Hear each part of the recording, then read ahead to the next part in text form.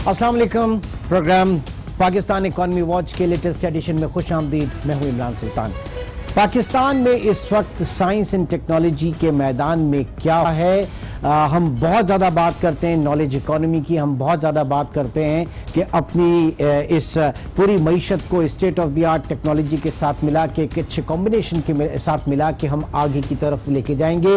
और जो वज़ीर science and technology Fawad Chaudhry साहब जो हैं वो भी बड़े अच्छे और खूबसूरत ख्वाब जो हैं इस वक्त दिखा रहे हैं। अच्छी बात है, एक ऑप्टिमिस्टिक अप्रोच हमारी होनी चाहिए और यकीनी तौर से हम बहुत सी जगहों पे बहुत सी चीज़ें कर भी रहे हैं। तो इस पूरे मैदान में आज क्या कर रहे हैं, आज बहुत ही खुसूसी गेस्ट इस वक्त हमारे साथ मौजूद हैं। आपका तारुफ कराऊं, जनाब प्रोफेसर डॉक्टर अताउर रहमान, आप चेयरमैन हैं प्राइम मिनिस्टर की टास्क फोर्स बराए साइंस एंड टेक्नोलॉजी।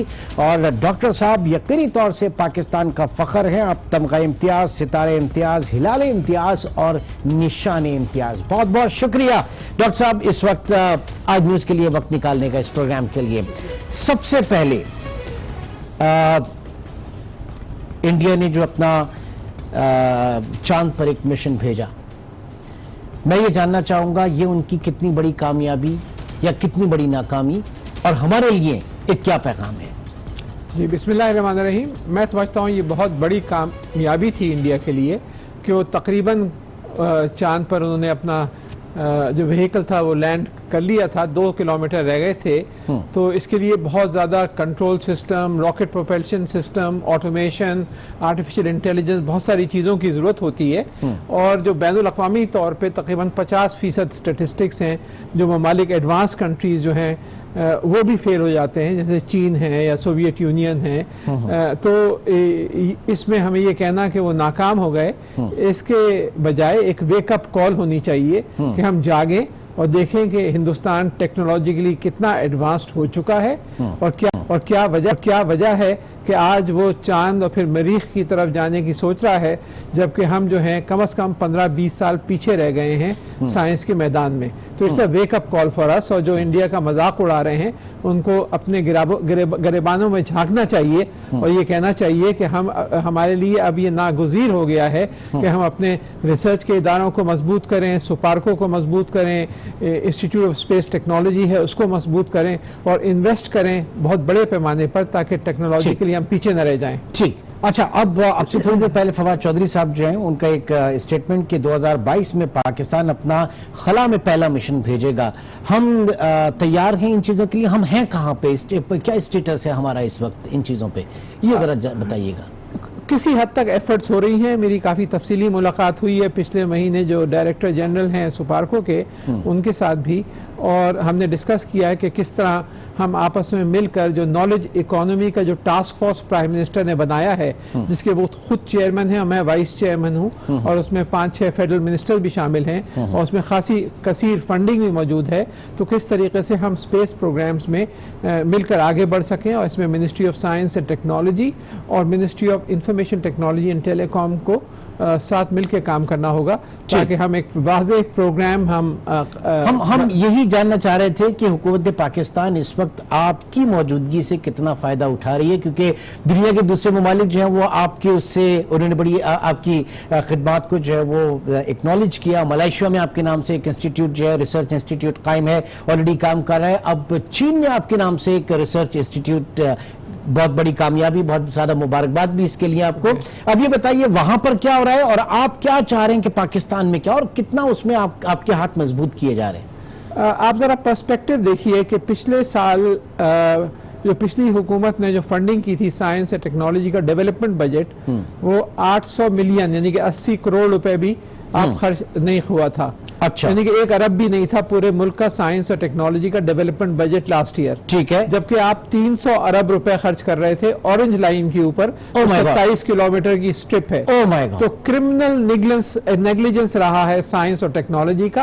और वो भी उससे कहीं ज्यादा सुपरसीड कर गया, उसका जो बजट था वो कहीं ज्यादा बढ़ गया उससे। बिल्कुल, अब 300-325 अरब तक पहुंच गया और साइंस पे 1 अरब भी नहीं कर रहे थे। तो मिनिस्ट्री ऑफ साइंस और टेक्नोलॉजी की ये हाल था।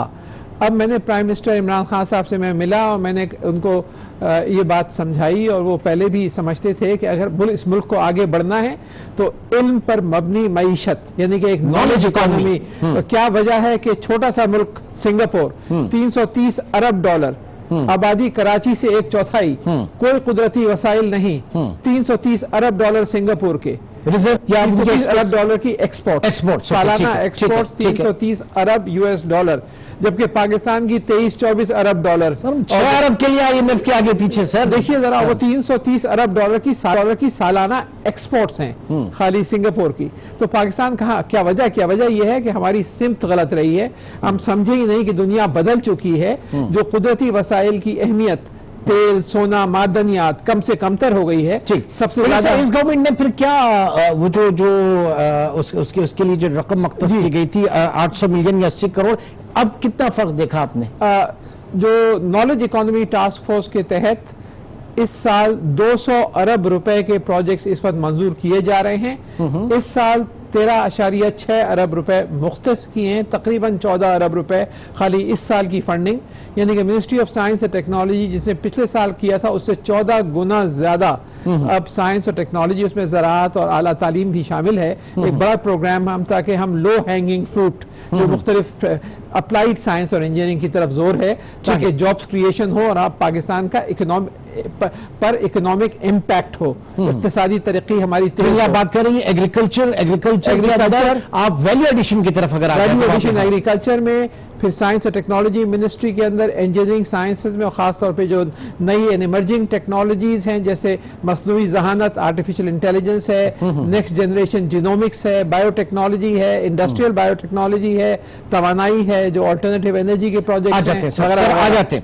वगैरह वगैरह। जब हम बात करते हैं आर्टिफिशियल इंटेलिजेंस की, तो जरा हम आवाम के लिए थोड़ा सा इसको एक्सप्लेन कर दीजिएगा, क्या मुराद होती है? एक तो नॉलेज इकोनॉमी आपने बता दिया, जो आर्टिफिशियल इंटेलिजेंस बड़ा जोर है आजकल इसके ऊपर।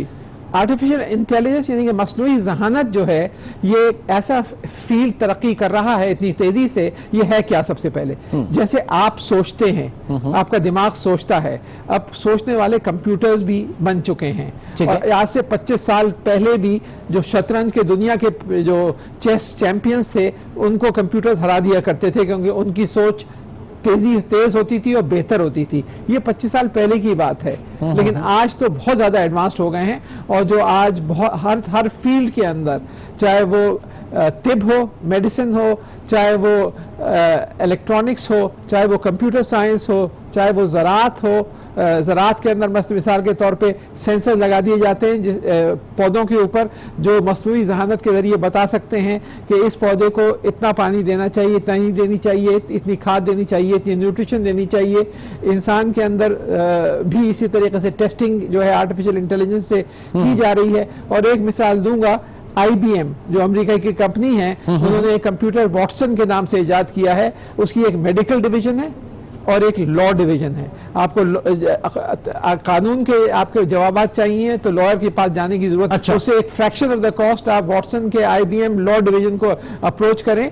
और अमेरिका में अब जो कानूनदान हैं, जो लॉयर्स हैं, वो परेशान हैं कि क्या हमारे लिए कोई फ्यूचर होगा, क्योंकि आर्टिफिशियल इंटेलिजेंस आ गई है। इसी तरह डॉक्टर्स जो है, उसके बजाय अब आप रोबोट्स जो है वो उनके पास। बैक टू 80s में जब चले जाए, पाकिस्तान में जब कंप्यूटर्स आ रहे थे, तो उस वक्त यहाँ पे भी ये चीज थी कि ये चेंज इतना बड़ा होगा, ये रिप्लेस कर देगा, लोग जॉबलेस हो जाएंगे। हालांकि अब काम बढ़ गया है कंप्यूटर टेक्नोलॉजी की वजह से। तो आप समझ रहे हैं कि पाकिस्तान में भी बहुत ज्यादा स्कोप हो जाएगा फिर इसका। बहुत जबरदस्त अपॉर्चुनिटी है, क्योंकि आपकी जो असल दौलत है वो 10 करोड़ अफराद जो 20 साल से कम उम्र के हैं। तो मैं अब इस एक प्रोग्राम बड़ा शुरू किया है, जिसके तहत पूरे मुल्क में एक जाल बिछाने जा रहे हैं हम आर्टिफिशियल इंटेलिजेंस के सेंटर्स का, जिसमें एक कराची यूनिवर्सिटी में मंजूर हो गया है artificial intelligence applications in health, और इसके लिए फंड्स भी रिलीज हो रहे हैं। तकरीबन 80 करोड़ रुपए के करीब इसके लिए फंड्स रिलीज होंगे, और ये यहाँ पे कायम हो रहा है। एक DHA में कराची के अंदर आज ही मेरे पास खत आया है, 15 एकड़ जमीन DHA ने दी है, ताकि एक बहुत बड़ा सेंटर आर्टिफिशियल इंटेलिजेंस का, जिसकी दूसरी एप्लीकेशंस एक इसी तरीके का एक आर्टिफिशियल इंटेलिजेंस का सेंटर लाहौर नॉलेज पार्क में कायम हो रहा है, लाहौर नॉलेज पार्क कंपनी के तहत। इसी तरीके से आर्टिफिशियल इंटेलिजेंस के सेंटर इस्लामाबाद में, जो प्राइम मिनिस्टर की यूनिवर्सिटी बन रही है, प्राइम मिनिस्टर हाउस में, पीछे वाला हिस्सा वो भी मैं ही उसमें इन्वॉल्व इन्वॉल्व हुआ, मैं ही बना रहा हूँ। उसके अंदर आर्टिफिशियल सेंटर होगा और एक पाकिस्तान ऑस्ट्रियन यूनिवर्सिटी बन रही है। इत्तेफाक से ऑस्ट्रिया का भी हाईएस्ट सिविल अवार्ड मुझे मिल चुका है। ये हरीपुर में बन रही है, जो कि 45 मिनट दूर है। वहां भी आर्टिफिशियल इंटेलिजेंस का सेंटर होगा। तो अब पूरा जाल बन रहा है। परमिशन, एक छोटे से ब्रेक की तरफ मैं चलूंगा और ब्रेक के बाद सवाल यही होगा, तमाम जो चीजें हम करने जा रहे हैं इसमें मुश्किलात क्या हैं, किन लेवल पे क्या मुश्किलात हैं। डॉक्टर अताउर रहमान साहब इस वक्त हमारे साथ मौजूद है। एक छोटे से ब्रेक के बाद दोबारा मिलते हैं।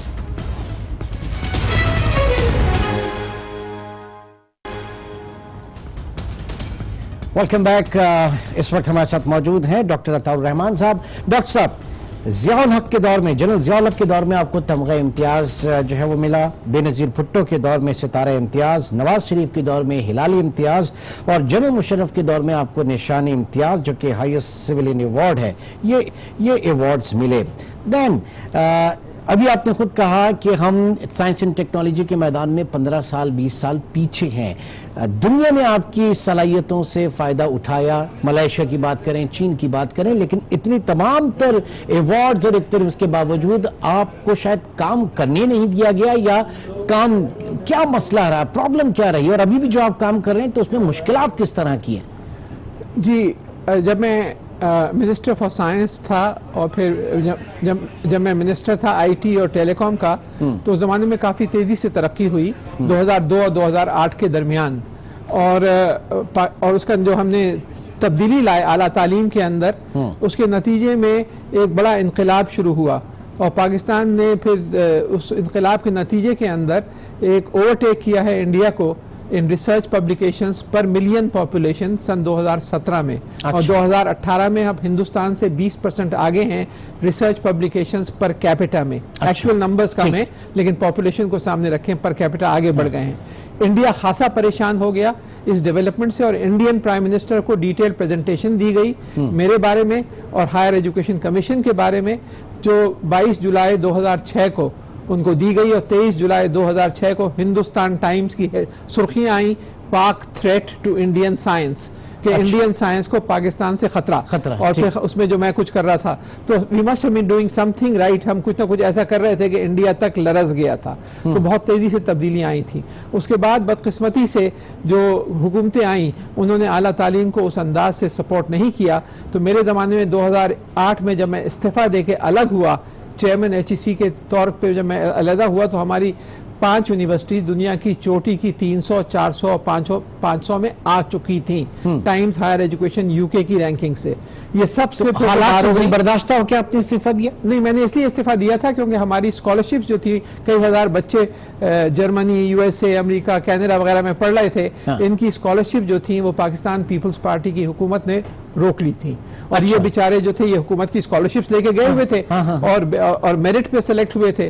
तो कि नहीं, हमारे पास पैसा नहीं है। तो मैंने उस ज़माने में जरदारी साहब से ये दरख्वास्त की कि या तो आप इनको स्कॉलरशिप बरकरार रखें या मुझे इजाज़त दे दें, किसी और को आने दें ताकि मामला चलता रहे। तो उनकी तरफ से मैसेज आई कि आप इस्तीफ़ा दे के अलग हो जाएं।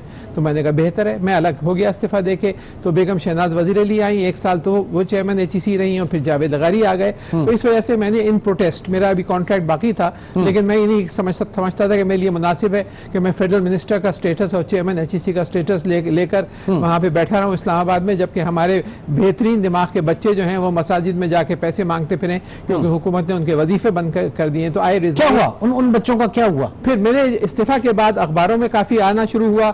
उस वक्त की हुकूमत को प्रेशर पड़ा कि आप इनकी स्कॉलरशिप रिस्टोर करें और अल्हम्दुलिल्लाह सारे बच्चों की स्कॉलरशिप रिस्टोर हो गई थी और इन लोगों ने PhD मुकम्मल की और फिर वापस आए। और उसी की वजह से जिस इनकलाब का मैंने जिक्र किया है, कितने परसेंट वापस आए? 9.5%, 97.5% वापस आए, क्योंकि हमने 5 चीजें करी थी ताकि ये वापस आए। खाली भेजना एक काफी नहीं है।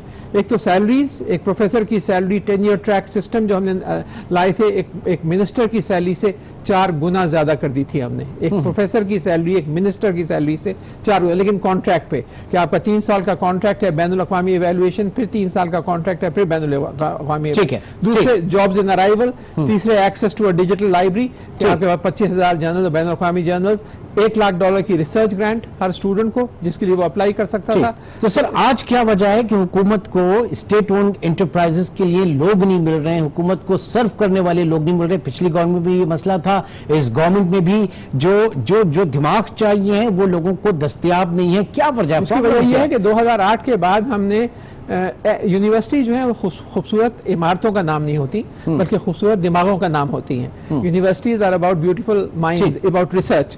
तो हमने जो बहुत बड़े पैमाने पे हम स्टूडेंट्स को बाहर भिजवा रहे थे पीएचडी करने के लिए और पोस्ट डॉक्टरल की ट्रेनिंग, वो प्रोग्राम तक कर्टेल कर दिया गया। और क्योंकि पैसे नहीं मिले एचईसी को जो मिलने चाहिए थे, और मशरूमिंग हुई है, यूनिवर्सिटीज की एक्सपेंशन तो हुई है, 200 यूनिवर्सिटीज तकरीबन है आपके, लेकिन फैकल्टी नहीं है, उनके पास फैसिलिटीज नहीं है, रिसर्च ग्रांट्स नहीं है। तो आपके पास ये स्लाइड होकर सारी यूनिवर्सिटी जो रैंकिंग में भी आई थी, अब 0 रैंकिंग है आपकी बैनुल-अक़वामी लेवल पर।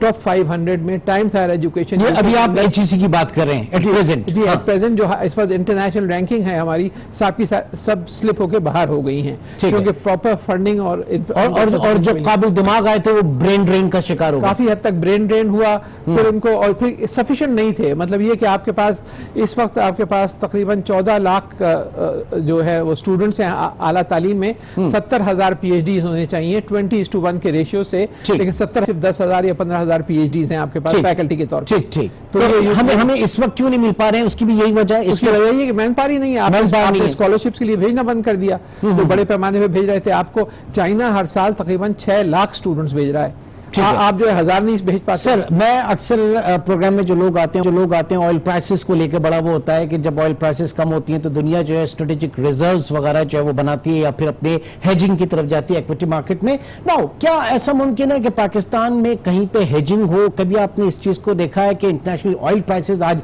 70, 80, 100 डॉलर की तरफ, लेकिन वो नीचे भी आती है? जब नीचे आती है तो पाकिस्तान में कुछ हो सकता है ऐसा अरेंजमेंट? बिल्कुल हो सकता है कि आप उस वक्त जब से नीचे आए हो तो आप ज्यादा क्वांटिटीज में फ्यूचर खरीद लें तेल। स्टोर कहाँ करेंगे उनको? क्या होगा? नहीं, उसमें लिए आप स्टोर करने की जरूरत नहीं है। आप खाली ये सौदेबाजी होती है कि आप हेजिंग कर लेते हैं। नहीं, वो तो आप फाइनेंशियल ट्रांजैक्शन की बात कर रहे हैं। ट्रांजैक्शन मैं बात कर रहा हूँ जो स्ट्रेटेजिक रिजर्व्स होते हैं, जो बड़े बड़े आप वेसल्स जो है वो करते हैं। कुछ गवादर में एक आध दफा सुना था कि वहां पे शायद कुछ ऐसी बात होने जा रही थी। Future transaction in capital market और इक्विटी वो तो एक अलग चीज है। मैं स्ट्रेटेजिक रिजर्व्स की बात कर रहा हूं। आप ये भी कर सकते हैं कि आप स्टोरेज अपने बढ़ाएं, आप स्टोर्स पैदा करें और वहां पे उनको स्टोर करें। लेकिन इससे ज्यादा बेहतर यह है कि आप अल्टरनेटिव एनर्जी की तरफ ज्यादा जोर दें, क्योंकि जो कॉस्ट ऑफ प्रोडक्शन है बिजली की वो 3-3.5 सेंट पर किलोवाट आवर आ गई है, जो आप सोलर से बनाते हैं या जो हाइड्रो इलेक्ट्रिक से बनाते हैं। जबकि जो आप स्टोरेज और ऑयल की बात कर रहे हैं, इसकी प्राइसेस जो है इससे 3 गुना 4 गुना ज्यादा है, यानी कि आप 15, 16, 17 सेंट की बात कर रहे हैं। थोड़ा बेहतर हुआ एनर्जी मिक्स हमारा, वरना पिछले दिनों तो पिछले सालों में 60 to 70% हम इंपोर्टेड फर्नेस ऑयल की तरफ थे। आज थोड़ा बेहतर हुआ या नहीं? यकीनन बेहतर हुआ है और हो रहा है, क्योंकि अब आपने कोल की तरफ जो आपके पास कुदरती आपके पास हैं, जो एंग्रो ने प्लांट लगाया है, दूसरे प्लांट्स भी लग रहे हैं, तो इसकी तरफ अब आप जा रहे हैं। अल्टरनेटिव एनर्जी के लिए आप फैसिलिटेट कर रहे हैं और इरादा यह है कि अगले 10 साल के अंदर तकरीबन 20 से लेकर 30% आप अल्टरनेटिव एनर्जी, जो कि बहुत सस्ती होगी इसके मुकाबले में। तो जवाब ये नहीं है कि आप स्टोरेज करें और तेल बनाएं, बल्कि जवाब यह है कि आप इन्वेस्ट ऐसी चीजों में करें जो रिन्यूएबल एनर्जीज हैं, जिसके अंदर विंड एनर्जी है, हाइड्रो इलेक्ट्रिक पावर सबसे सस्ता है, और जो आपके अपने इंडिजिनस रिसोर्सेज कोयला जो है आपके पास बहुत बड़ी, आपके पास 200 साल तक आप प्रोड्यूस करते हैं। हम जब सीपैक के हवाले से बात करते थे, इससे पहले भी आप प्रोग्राम में तशरीफ लाए और सीपैक के हवाले से आपने फिर उसके कंट्रास्ट में नॉलेज इकोनॉमी को आप लेके चले थे, with the combination of technical and vocational centres वगैरह। किधर गया वो सीपैक? आज नजर नहीं आ रहा कहीं, कोई बात नहीं हो रही उन पे। एक सर्टेन लेटेंसी होती है प्रोग्राम शुरू करने के लिए, और प्राइम मिनिस्टर साहब से मैंने यही अर्ज किया था कि सीपैक एक बहुत शॉर्टकट हो सकता है आपके फास्ट इकोनॉमिक प्रोग्रेस। और वो किस तरह कि आपकी सनतकार जो है बड़े और चीन के बड़े सनतकार जो हैं वो मिलकर जॉइंट वेंचर्स करें हाई टेक्नोलॉजी प्रोडक्ट्स, जो कि हाई वैल्यू प्रोडक्ट्स होंगे, चाहे वो इलेक्ट्रॉनिक्स हों, चाहे वो इंजीनियरिंग गुड्स हों, चाहे वो बायोटेक प्रोडक्ट्स हों, फार्मास्यूटिकल्स हों। ये पूरा एक चेन होनी चाहिए और उनमें जो भी मराहत चाहिए चाइनीज को, टैक्स की छूट चाहिए, बिजली सस्ती चाहिए, insurance against law and order चाहिए। कैसे देंगे? आपके पास फिस्कल स्पेस का है? आज आपकी एलएसएम ग्रोथ जो है वो कितनी नीचे गिर चुकी है, सनतें बड़ी प्रॉब्लम है। स्पेस की कोई जरूरत नहीं है आपको खाली पॉलिसी की जरूरत है। पॉलिसी की जरूरत है। इन्वेस्टमेंट आप कुछ नहीं करेंगे, एक पैसा नहीं करेंगे, आप सिर्फ पॉलिसी देंगे कि ठीक है आप यहाँ आते हैं। जैसे मैं मिनिस्टर था आईटी का, मैंने 15 साल की टैक्स छूट दी थी आईटी इंडस्ट्री को, जिसकी वजह से वो $30 मिलियन से बढ़ के अब तकरीबन $2 अरब तक पहुंच गया। लेकिन सर उसका एक पहलू ये भी है, जो स्पेशल इकोनॉमिक जोन्स में ऐसे बनेगी ना सारी चीजें वहीं पे करेंगे तो आपकी लोकल इंडस्ट्री जो है वो जाहिर है कि वर्ष के ऊपर आ जाएगी। ये भी बड़े प्रॉब्लम है। आप हाई टेक इंडस्ट्री जो लोकल इंडस्ट्री नहीं compete कर रही, ओके, हाई टेक में सिर्फ हाई टेक्नोलॉजी इंडस्ट्री जो कि हाई वैल्यू एडेड इंडस्ट्री है।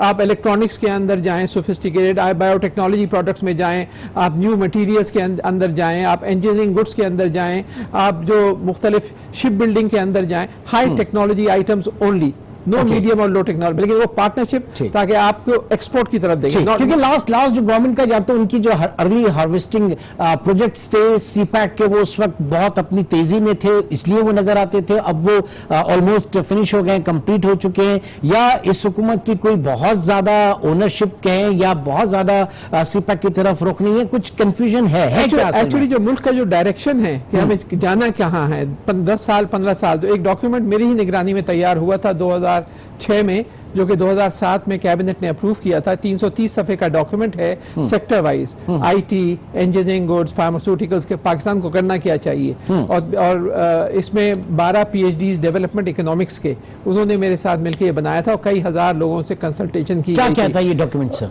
ये डॉक्यूमेंट जो है ये कहता है कि हर सेक्टर में इसमें आप इन्वेस्ट करें जिससे सबसे ज्यादा जॉब क्रिएशन होगा। अच्छा। ज़राअत के अंदर, IT के अंदर, इलेक्ट्रॉनिक्स के अंदर हमने स्पेसिफिक प्रोजेक्ट्स आइडेंटिफाई किए थे। अच्छा। उसका इंटरनल रेट ऑफ रिटर्न देखा था हर प्रोजेक्ट का, और फिर उसकी जो इंटरसीड प्रायोरिटीज की कि क्या चीज करें, हम ज़राअत में ये करें या हम इलेक्ट्रॉनिक्स में ये करें। बड़ी जरूरत है सर एग्रीकल्चर में, क्योंकि एग्रीकल्चर एक साल बेहतर होती है तो आपकी GDP ग्रोथ बेहतर हो जाती है, और उसके बाद एग्रीकल्चर खराब होने से वो बिल्कुल। अच्छा, और फिर दूसरा ये कि हमारी ये जो एक रिसर्च का बड़ा फुकदान है, कॉर्पोरेट फार्मिंग जो है वो इस वक्त बड़ी जरूरत है उसकी, आप महसूस करते हैं? एग्रीकल्चर में सबसे बेहतरीन रेट ऑफ रिटर्न है इन्वेस्टमेंट का एग्रीकल्चर में IRR जो कहते हैं, इंटरनल रेट ऑफ रिटर्न। अगर क्योंकि आपको वेरी सिंपल, बहुत कम इंटरवेंशन से बहुत ज्यादा प्रोडक्टिविटी बढ़ सकती है आपके जो है गुर्बत दूर होने पे डायरेक्ट इंपैक्ट होता है, जॉब क्रिएशन पे इंपैक्ट होता है, और यही राज है चाइना की तरक्की का। तो उन्होंने जो सो कॉल्ड स्पार्क प्रोग्राम